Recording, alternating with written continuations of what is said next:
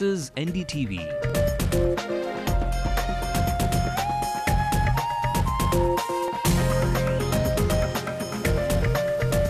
And you're watching Ndtv-Hindu.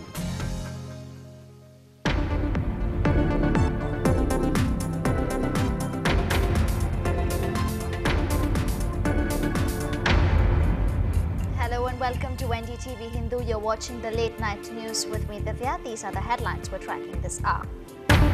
Earthquake of 7.5 on the Richter scale hits Nicobar Islands, but there's no loss of life or property as the island was prepared for the disaster.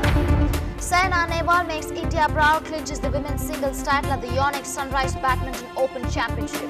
I just told myself, Saina, just play your best, and you have recently defeated her in ABC 5 and 13, so just think that way and be confident. India beat Zimbabwe by 7 wickets to win the T20 series 2-0. Suresh Raina backs both the man of the match and the man of the series. Home Minister P. Chidambaram says he is not the target of the Virupuram blast, assures that culprits will be brought to book. Woman constable allegedly killed by her husband. The accused says it was suicide, but listen to what their child has to say. Bankers seem to challenge the cops the most with their carelessness and negligence. That's what the police say.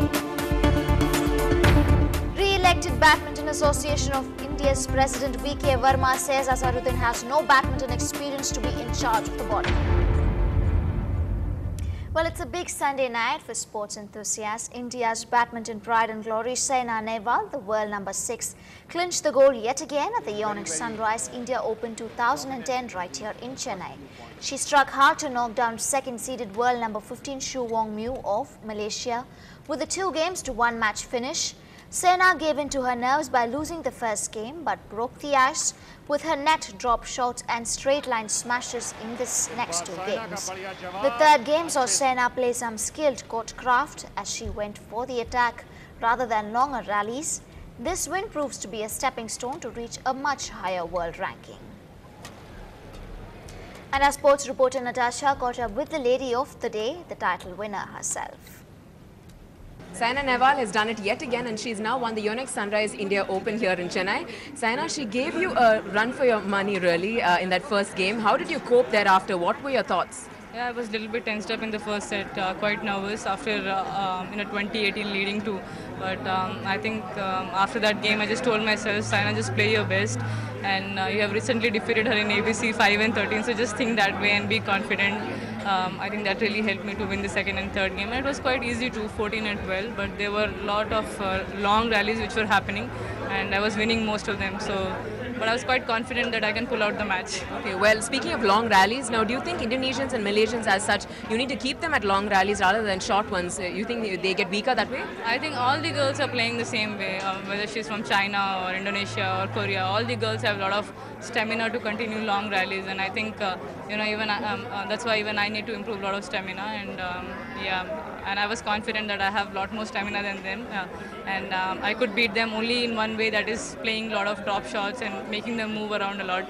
So for that, even I need to have a lot of stamina. So that is the one major key that which will really help me to win against these players. A lot of stamina and a lot of good drop shots.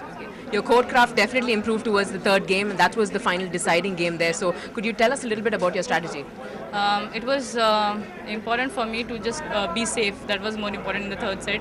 And she was playing a lot more at the net. So, I just told myself you have to reach up instead of going down. Because when I was going down, I was hitting a lot to the net, my net dribbles and all. But whenever I was reaching high, I was playing quite a good stroke, which she was not able to take it properly. So I just was ready a lot at the net. And also, she was pushing a lot more to my backhand side, which I was quite ready for. Well, Saina's victory surely compensated for the disappointing show by 7th-seeded Guru Saitath, who went down in the men's singles finals. Well, however, it's been one of the best badminton action on the courts of our city. Well, moving on to some cricket news now. India vanquished host Zimbabwe by recording a convincing 7-wicket victory in the second T20 match played at Harare. The win also enabled India to lift the 2-match T20 series trophy, and dashing opener Murli Vijay regained his form by playing some dazzling shots and handled the bowling with aplomb. He was ably supported by skipper Suresh Raina, who played a captain's knock and put the bowlers under constant pressure by rotating the strike. So it goes without saying, Suresh Raina was the obvious choice and was named both the man of the match and the man of the series. The Zimbabwe bowlers were pedestrian and failed to take wickets at regular intervals.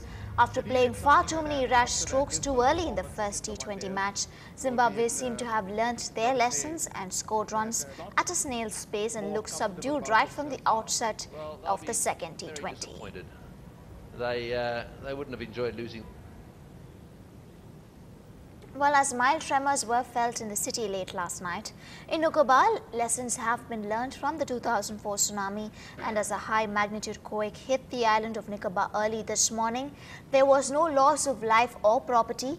The quake, measuring 7.5 on the Richter scale, sent strong tremors to the eastern coast of India.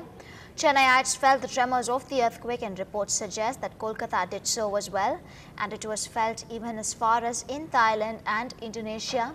The earthquake had caused minimum loss, and top officials say this was proof of the fact that the lessons learned post the tsunami helped the island to be more prepared. And NDTV Science editor Pallava Bagla took us through the lessons learned from the 2004 tsunami that were effective in ensuring minimum damage despite an earthquake of such a magnitude. Fortunately, there has been neither any loss of life nor loss of property at the earthquake epicenter and around it.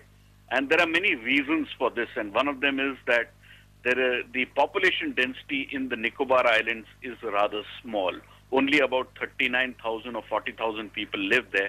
Hence, the loss of life and damage to property is minimal. It's very interesting that the loss of property is minimal, and one of the reasons being attributed for the minimal loss of property is that after the big earthquake in 2004 and the subsequent tsunami, where most of the houses in Nicobar had come down, there was a major building spree which happened.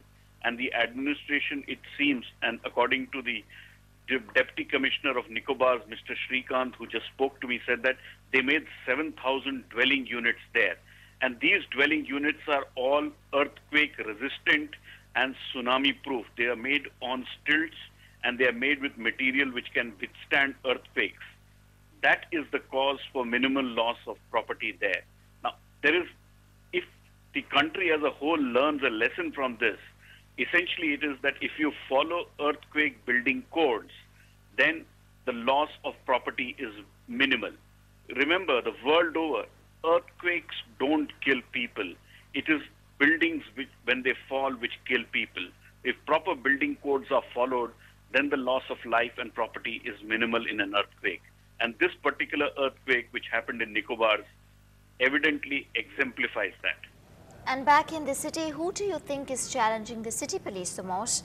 Your guess more often than not might of course be murderers, robbers or even pickpockets. But our crime reporter Salim says the answer is rather unusual.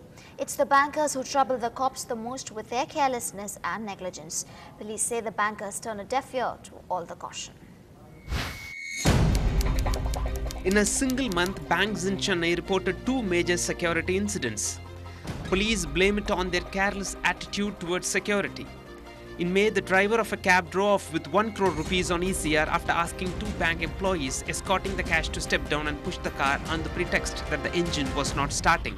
This is the first case of the bank history of any bank in India, where a criminal used a trick, a driver used a trick and taken away 1 crore rupees. This is the first case for State Bank of Trivankar, and it's an opening chapter for them to look after the securities also in future. Earlier this month, robbers killed a young security guard in their unsuccessful bid to break open an automatic teller machine on Old Mahabalipuram Road. The ATM did not have basic security systems. The case has not been cracked still, mainly because the ATM facility was not fitted with the mandatory security systems such as surveillance camera and an alarm, and the police are clueless about the murderers. The police say banks are increasingly targeted by criminals, but the banks are not taking security seriously despite repeated calls to step up protection. The police have announced another security briefing for banks in July. In Chennai, Salim for NDTV Hindu. A woman police constable is declared dead with 85% burns. Was it a murder or a suicide? That's next up on the other side.